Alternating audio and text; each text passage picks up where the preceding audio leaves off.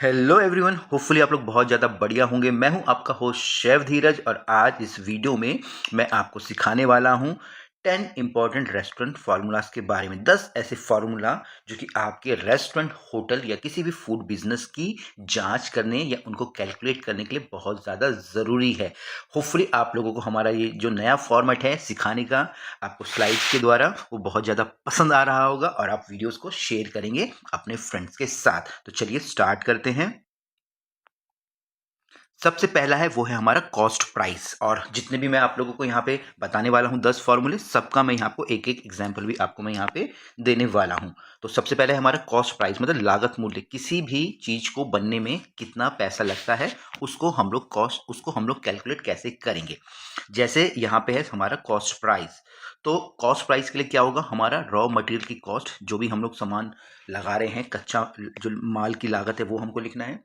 फिर उसके बाद हमको लेबर कॉस्ट लिखना है, जो भी हमारी मैन पावर यूज होगी वो हमको लिखना है। और उसके ऊपर हमारे ओवरहेड कॉस्ट या ऊपरी लागत। ऊपरी लागत के अंदर आपका जैसे कि बाकी बिजली पानी का खर्चा ये सब आपका आता है। यहाँ पे मैं एक एग्जाम्पल ले रहा हूँ। मान लीजिए एक प्लेट की बिरयानी बनाने में 10 रुपए का चावल, 30 रुपए की सब्जी, 20 रुपए का तेल और मसाले यूज होते हैं, 10 रुपए का श्रम माने जो लेबर लगता है। तो बिरयानी की जो लागत होगी वो होगी हमारी 50 प्लस 30 प्लस 20 प्लस 10 माने 110 रुपए। ठीक है, तो जो हमारी बिरयानी की जो कॉस्ट आई है वो आई है हमारी यहाँ पे 110 रुपए। अब हम लोग दूसरे फॉर्मूले पे बढ़ते हैं, वो है हमारा सेलिंग प्राइस। अब सेलिंग प्राइस को हम लोग यहाँ पे कैसे डिसाइड करेंगे। सेलिंग प्राइस का मतलब है जिस प्राइस पे हमको अपनी जो भोजन को या अपने फूड को बेचना है। अब यहाँ पे हमको सेलिंग प्राइस के लिए हमें जो कॉस्ट प्राइस है उसको लिखना पड़ता है। ठीक है जी, और उसके अंदर हमको ऐड करना पड़ता है प्रॉफिट मार्जिन, मतलब कितना प्रॉफिट आप उस पर्टिकुलर आइटम के ऊपर रखना चाहते हैं। यहाँ पे हिंदी में भी हमने फॉर्मूले लिखे पड़े हैं, और बाकी आप ये सारे के सारे जो फॉर्मूले जो हमारी वेबसाइट है आइसम गुरुकुल, वहां से आप इनको ले सकते हैं। अब यहाँ पे मैं आ जाता हूँ इसका, ठीक है, एग्जाम्पल के लिए। ठीक है, अभी जैसे मैंने यहाँ पे बोला, अगर बिरयानी की मूल्य की जो लागत है वो 110 रुपये है और इसके ऊपर मैं 20% मार्जिन रखना चाहता हूँ, तो मैं 110 का मैं 20% रखूंगा। ठीक है जी, और जो टोटल मेरा आएगा वो आएगा मेरा यहाँ पे 132 रुपये। तो आपको जो क्या करना पड़ेगा, 110 रुपये का जो 20% हम लोगों को निकालना पड़ेगा। आपको 110 गुणा मेरा 20%, 20/100 मेरा 22 रुपये आता है। ठीक है, तो 110 प्लस 22 इक्वल्स टू मेरा 132 रुपये। ठीक है, तो आप लोग भी कैलकुलेट करके जरूर देखिएगा ताकि आप लोगों को इजिली समझ आए। अब हम लोग बढ़ते हैं अपने तीसरे फॉर्मूला के ऊपर, जो है मेरा यहाँ पे प्रॉफिट का परसेंटेज। ठीक है, तो जैसे मैंने ऊपर रखा, मैंने अपना जो मार्जिन 20% रखा था प्रॉफिट का, वैसे हम लोगों को कैसे हम लोगों को निकालना है मैं आपको वो बता रहा हूँ। अब यह फार्मूला किसी भी चीज को बेचने में कितना प्रतिशत लाभ हुआ है वो हमको बताता है। अब इसको निकालने के लिए हमको जो प्रॉफिट है उसको डिवाइड करना पड़ेगा हमें लागत मूल्य से, और उसको 100 से उसको मल्टीप्लाई करना पड़ेगा, क्योंकि किसी भी चीज का अगर मैं परसेंटेज निकालना चाहता हूँ, प्रतिशत निकालना चाहता हूँ, तो वहां पे उसको मुझे जो 100 से मुझे गुणा करना पड़ता है। अब यहाँ पे फॉर एग्जाम्पल से वही बिरयानी वाले पे आएंगे। अगर एक बिरयानी को 132 रुपये में बेचा गया है और उसकी लागत मूल्य 110 है, तो लाभ का प्रतिशत होगा 22/110 × 100। प्रॉफिट जो मुझे हुआ था यहाँ पे, ठीक है, वो था मेरा 22 रुपये। जो उसका कॉस्ट प्राइस था, जो उसको बनने में लागत मूल्य, जो सबसे पहला फार्मूला हम लोगों ने सीखा था, वो था हमारा 110 और गुणा 100। तो लगभग यहाँ पे मेरा कितना है, मेरा 20% मेरा जो प्रॉफिट मार्जिन आया है, जो कि बहुत ही अच्छा है। अब इसके बाद हम लोग यहाँ पे नेक्स्ट फार्मूला पे चलेंगे। ठीक है जी, जो है मेरा फूड कॉस्ट परसेंटेज, किसी भी खाने की जो फूड कॉस्ट का परसेंटेज निकालने के लिए। ठीक है, और हमको कोशिश करनी चाहिए कि हमारा ये 30 या 30 से कम ही आए। अगर 30 से ज़्यादा आ रहा है तो मतलब हम लोग बहुत ज़्यादा पैसा खर्च कर रहे हैं या हमारी रेसिपीज ठीक नहीं है। यह फॉर्मूला बताता है कि कुल बिक्री का प्रतिशत कितना प्रतिशत खाने की लागत में लगा है, में खर्च हुआ है या लगा है। Food cost percentage, cost of food sold divided by sales into 100, बेचे गए सामान की कुल लागत कुल बिक्री इंटू 100। यहां पे मैं एग्जांपल फिर से लेता हूं। ठीक है, अगर एक दिन में 10,000 की बिक्री हुई है और खाने की लागत 3,000 रुपये है, तो खाद्य लागत प्रतिशत होगा, जैसे कि cost of good sold 3,000, total sales 1,000, आप उसके ये नीचे आ जाएगा। ठीक है जी, इंटू 100 मान की मतलब कि 30 आपका परसेंट। तो ये आपकी जो फूड कॉस्ट की परसेंटेज जो कि हमको सबसे ज़्यादा यूज़ में आती है। है ना। होपफुली आपको ये समझ आई होगी। इसके बाद हम लोग यहाँ पे हैं, वो है हमारी 5वें नंबर पे, वो है हमारी लेबर कॉस्ट की परसेंटेज। मतलब जो उसमें हमारे जो जो काम कर रहे हैं, शेफ्स काम कर रहे हैं, बाकी टीम काम कर रही है, उसका जो हम लोग कैसे परसेंटेज निकालेंगे। अब इसका क्या है, यह फार्मूला बताता है कि कुल बिक्री का कितना प्रतिशत कर्मचारियों की तनख्वाह पर खर्च हुआ है। टोटल लेबर परसेंटेज, ठीक है जी, divided by total sales into 100। श्रम लागत प्रतिशत क्या है हमारी, कुल श्रम लागत, उसको डिवाइड कर देना है कुल बिक्री से इनटू 100, 100 से गुणा कर देना है। उदाहरण के लिए यहाँ पे हम एग्जांपल ले रहे हैं, अगर एक दिन में 10,000 की बिक्री हुई है और कर्मचारियों की तनख्वाह यहाँ पे 2,000 थी, तो श्रम की लागत कितना होगा हमारा, कितना परसेंट आएगा हमारा, 20%। तो यहाँ 2000 हो गया, उसको हमने डिवाइड कर दिया 10,000 से, और फिर इसको 100 से अगर मैं मल्टीप्लाई कर दूं तो मेरा कितना आएगा, 20 आएगा। आपको ये ध्यान रखना कि कहीं पे भी अगर आप प्रतिशत निकाल रहे हैं, परसेंटेज निकाल रहे हैं, तो वहाँ पे जो आपस में जो गुणा होगा वो 100 से होगा, तभी जाके हम उसका परसेंट वहाँ पे निकाल पाएंगे। तो यहाँ पे जो जो हमारी लेबर कॉस्ट की जो परसेंटेज आई है, वो आई है मेरी कितनी, आपकी आपकी जो 20%।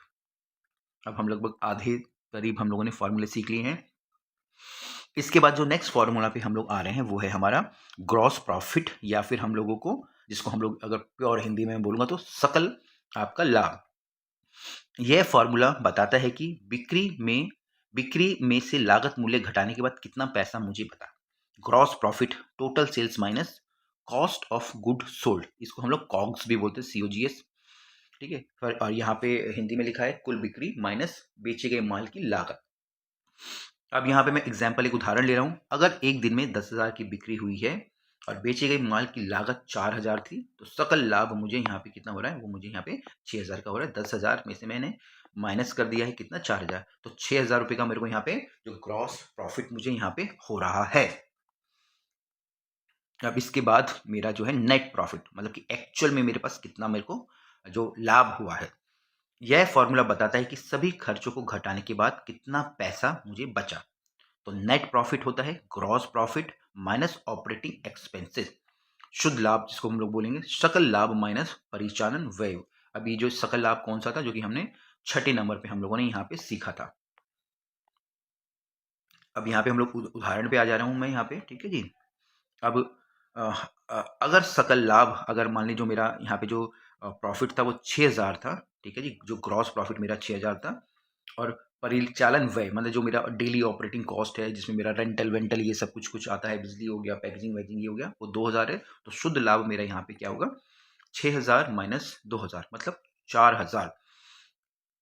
4,000 जो एक्चुअल प्रॉफिट है, जो कि मुझको बच के आया है एक बिजनेस में पर डे के हिसाब से। अब मैं यहाँ पे आपको नेक्स्ट फॉर्मूला पे लेके आ जाता हूँ, जो कि हमारा 8वें नंबर का है, जो कि हमारा इन्वेंट्री टर्नओवर। अब यहाँ पे इन्वेंट्रीज का मतलब है जो कि आप लोग अपने जो रॉ मटेरियल इस्तेमाल कर रहे हो और उसका टर्नओवर रेट क्या है। यह फॉर्मूला बताता है कि एक निश्चित समय में कितनी बार इन्वेंट्री बेची गई या फिर बदली गई। Inventory turnover rate, COGS cost of good sold, और एवरेज इन्वेंट्री। अब यहाँ पे इन्वेंट्री टर्नओवर को हिंदी में भी लिखा गया है, बेचे गए माल की लागत और औसत इन्वेंट्री। अगर बेचे गए माल की लागत 12,000 है और इसकी इन्वेंट्री 2,000 है, ठीक है, पर डे आप 2,000 रुपये का सामान इस्तेमाल कर रहे हो, तो इसकी जो इन्वेंट्री टर्नओवर होगा वो आपका 6 होगा, ठीक है जी। तो 12,000 को आपने क्या करा है, 2,000 से आपने यहाँ पे उसको डिवाइड कर दिया है, तो आपका आ गया 6। तो ये था आपका क्या, इन्वेंट्री टर्नओवर रेट। अब हम लोग अपने नेक्स्ट फॉर्मूला पे आगे हैं, नेक्स्ट फॉर्मूला पे आगे हैं, जो कि हमारे एवरेज चेक वैल्यू की, एक जो ग्राहक है हमारा, ठीक है, वो औसतन कितना खर्च करता है हमारे रेस्टोरेंट में आकर। अब इसके लिए हम लोगों का जो फॉर्मूला यहाँ पे है, वो है हमारी total sales divided by number of customer, कि एक दिन में कितनी मेरी सेल्स हुई है, और मतलब जो ये जो सेल्स है वो हमारे रुपीज़ में होगी, ठीक है, और जो हमारी संख्या होगी कि एक दिन में कितने जो गेस्ट हैं हमारे पास यहाँ पे आए हैं, है ना। तो हिंदी में अगर मैं इसको पढ़ूंगा तो आपका औसत जांच मूल्य कुल बिक्री, और उसको भागा या डिवाइड कर दिया है ग्राहकों की संख्या के साथ। यहाँ पे उदाहरण है इसके बाद, अगर एक दिन में 10,000 की बिक्री हुई है और 100 ग्राहक आए हैं, तो औसतन जो जांच मूल्य होगा वो होगा हमारा 10,000 डिवाइडेड बाय 100, मतलब कि 100, मतलब कि एक कस्टमर, अगर 100 कस्टमर आए हैं तो एक कस्टमर लगभग यहाँ पर खाने के लिए अपने 100 रुपये खर्च कर रहा है। वहीं यहाँ पे ये 80 होता तो इसको हम लोग 80 से डिवाइड कर देते, अगर ये 50 होता तो 50 से डिवाइड कर देते। जितना कम नंबर होगा यहाँ पे और ये जितना ज़्यादा बड़ा नंबर होगा, तो इससे पता चलेगा कि जो एक कस्टमर है वो ज़्यादा से ज़्यादा पैसा खर्च कर रहा है। अब हम सबसे लास्ट अपने फ़ॉर्मूला पे आ गए हैं, वो है हमारी ऑक्यूपेंसी रेट। यह फ़ॉर्मूला बताता है कि रेस्टोरेंट की कितनी सीट भरी हुई है। मतलब कि अगर फॉर एग्ज़ाम्पल के लिए, ठीक है जी, यहाँ पे ऑक्यूपेंसी रेट पहले फ़ॉर्मूला मैं आपको बताता हूँ ताकि ईज़ी रहेगा, ठीक है जी। यहाँ पे है हमारी numbers numbers of seat occupied and divide by total number of seat, कि एक जो रेस्टोरेंट में कितनी सीट ऑक्यूपाइड है और कितनी हमारी वहाँ पे सीट है, ठीक है। यहाँ पे ये थोड़ा-सा गलत हो गया है, ठीक है, नीचे बिल्कुल ठीक है। भरी हुई सीटों की संख्या, ठीक है। मतलब कितनी सीट भरी है और कुल कितनी संख्या है? अब यहाँ पे एग्ज़ाम्पल लेंगे हम लोग यहाँ पे, है ना? तो अगर रेस्टोरेंट में 100 सीटें हैं और 80 भरी हुई है, मतलब कि जैसे 80 है, यहाँ पे ये डिवाइड आएगा एक्चुअली में यहाँ पे, ठीक है? ये अ, यहाँ पे हमारी 80 सीट भरी हुई है, मतलब 80 गेस्ट बैठे पड़े हैं और 100 सीटें टोटल पूरी हैं, तो 80 को 100 से डिवाइड करेंगे और फिर उसको 100 से मल्टीप्लाई करेंगे, तो यहाँ पे आ जाएगा हमारा कितना 80%। तो लगभग यहाँ पे जो 80% जो सीटें हमारी भरी भरी है, मतलब ऑक्यूपेंसी रेट है वो हमारा 80%। जितना ज़्यादा से ज़्यादा हमारा ऑक्यूपेंसी रेट होगा, उससे पता चलेगा कि हमारा जो रेस्टोरेंट है काफ़ी भरा है या काफ़ी वहाँ पे भीड़-भाड़ है, जो कि एक अच्छी बात है। तो अब हमारे सारे के सारे फ़ॉर्मूले खत्म हो गए हैं। होपफुली ये 10 फ़ॉर्मूले आप लोगों ने अच्छे से सीखे होंगे। बाकी इनको आप हमारी वेबसाइट है आईएचएम गुरुकुल से ले सकते हैं और इनका इस्तेमाल अपनी जो डे टू डे एक्टिविटीज़ में ज़रूर कर सकते हैं। इवन ये आप लोग अपने जो शेफ़्स के साथ, अपने स्टाफ़ के साथ ज़रूर शेयर कीजिएगा ताकि वो भी इनका यूज़ कर पाएँ। होपफुली आप लोगों को वीडियो अच्छी लगी होगी और आपने कमेंट के माध्यम से बताएँगे और किन टॉपिक्स पे आपको वीडियो चाहिए और इनको शेयर भी करेंगे। Thank you very much. जय हिंद।